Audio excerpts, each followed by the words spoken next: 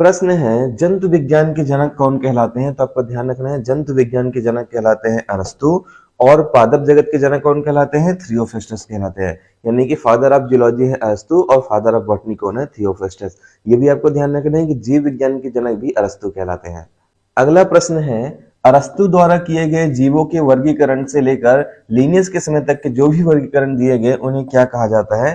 तो उन्हें कहा जाता है कृत्रिम वर्गीकरण। राइट आंसर आपका ए हो जाएगा इसमें। नेक्स्ट क्वेश्चन में आ जाते हैं, 5 जगत वर्गीकरण पद्धति किसने प्रस्तावित किया था? वेरी वेरी इंपॉर्टेंट है, ये प्रस्तावित किया था व्हिटकर ने।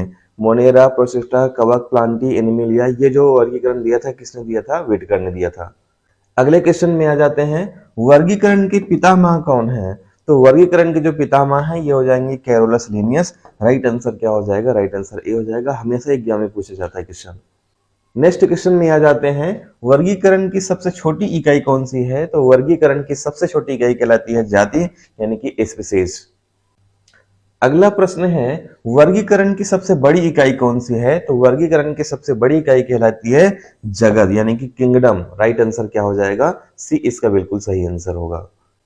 अगले प्रश्न में आ जाते हैं, चरक संहिता के लेखक कौन है? तो चरक संहिता के जो लेखक है ये हो जाएंगे चरक। राइट आंसर क्या हो जाएगा? डी हो जाएगा। कुछ पुस्तकें और आपको याद रखना है, जैसे हिस्टोरिया एनिमेलिया के लेखक है अरस्तु, हिस्टोरिया प्लांटेरम पुस्तक के लेखक है थियोफ्रास्टस।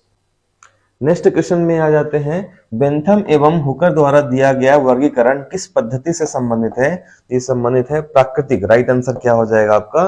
बी इसका बिल्कुल सही आंसर होगा। अगले प्रश्न में आ जाते हैं, स्पीसीज प्लांटेरम नामक पुस्तक किसने लिखी थी? तो ये लिखा था कैरोलस लीनियस ने। राइट आंसर क्या हो जाएगा? राइट आंसर आपका ए होगा इसमें।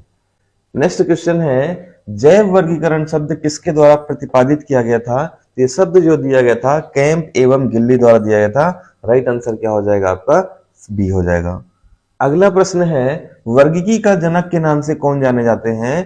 तो फादर ऑफ टेक्सोनॉमी किसे कहा जाता है? तो राइट आंसर हो जाएगा आपका कैरोलस लीनियस को ही वर्गीकी का जनक कहा जाता है। राइट आंसर आपका डी हो जाएगा। अगले प्रश्न में आ जाते हैं, द्विनाम पद्धति के जनक कौन है? तो द्विनाम पद्धति के जनक भी कौन हो जाएंगे? कैरोलस लीनियस ही हो जाएंगे। राइट आंसर आपका सी हो जाएगा। तो जीवों के जो वैज्ञानिक नाम है सबसे पहले किसने दिया था? कैरोलस लीनियस ने। अगले प्रश्न में आ जाते हैं, प्रायः किस जीव को किसान का अच्छा मित्र कहा जाता है? तो किसान का सबसे अच्छा मित्र जो कहा जाता है ये कहा जाता है केचुआ को। राइट आंसर क्या हो जाएगा? ए होगा। ये आपको पहले से पता होगा। अगले प्रश्न में आते हैं, 4 जगत वर्गीकरण किस वैज्ञानिक ने दिया था? तो ध्यान रखना, 4 जगत वर्गीकरण जो दिया हुआ था ये एच.एफ. कोपलैंड ने दिया हुआ था। 5 जगत किसने दिया? व्हिटकर ने दिया हुआ था। और 3 जगत वर्गीकरण कार्ल ओज ने दिया था। 2 जगत वर्गीकरण आधुनिक जो दिया था कैरोलस लीनियस ने दिया था। एक क्वेश्चन आपको कमेंट करके बताना है, चींटी के कितने पैर होते हैं? 6, 4, 8, 2। और अगर आप हमारे व्हाट्सएप ग्रुप को ज्वाइन करना चाहते हैं तो आपको स्क्रीन में एक नंबर दिख रहा होगा, वहां पे आप मैसेज कर सकते हैं। गर्ल्स और बॉयज दोनों ग्रुप अलग अलग बने हुए हैं। पीडीएफ लाइव क्लास से रिलेटेड पूरी जानकारी आपको वहीं पे मिलेगी। मिलते हैं नेक्स्ट वीडियो में, तब तक के लिए धन्यवाद। जय हिंद।